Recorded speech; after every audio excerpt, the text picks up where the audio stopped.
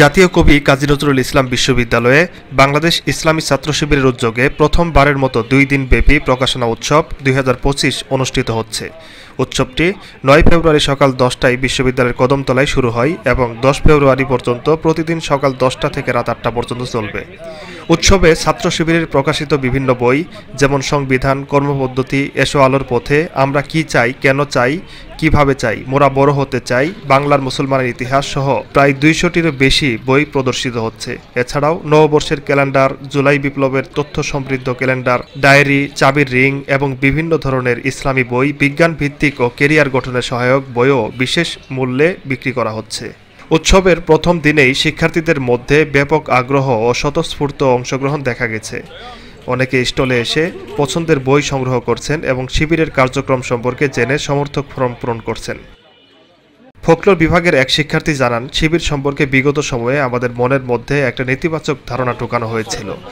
এখানে এসে তাদের কার্যক্রম সম্পর্কে জেনে সেই ভুলগুলো কেটে গেছে।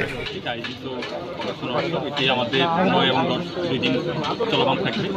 আমাদের প্রকাশনা উৎসবের মেন শিবিরকে জানা, শিবিরের সম্পর্কে অনেকেরই সেই সব তথ্য জানা সম্ভব হয়। তো শিবিরকে জানার জন্য মূলত আমাদের আজকের প্রকাশনা উৎসব। আমি আব্দুল্লাহ রিমন নজরুল বিশ্ববিদ্যালয় শাখার সেক্রেটারি হিসেবে দায়িত্ব পালন করতেছি। তো আজকে বেসিক্যালি আমরা এখানে যে আয়োজনটা করি সেটা হচ্ছে আমাদের প্রকাশনা উৎসব। আমাদের বিশেষ করে বিগত 17 বছর আমাদের ফ্যাসিস্ট শাসন আমলের কারণে আমাদের সংগঠনকে সাধারণ ছাত্ররা খুব ভালোভাবে জানার সুযোগ পায়নি।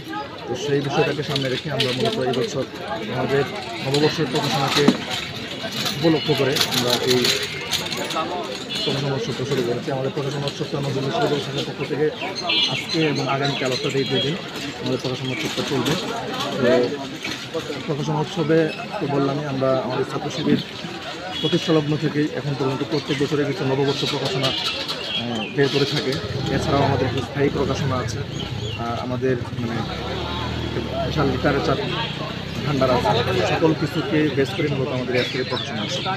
প্রকাশনা উৎসবে ছাত্ররা আসতেছেন, ছাত্রছাত্রীরা আসতেছেন, ওনারা আমাদেরকে প্রশংসা করতেছেন আমাদের এই কাজের, এবং তারা বেশ কিছু ছাত্রছাত্রীরা আমাদের এখানে সমর্থক ফর্ম পূরণ করতেছেন।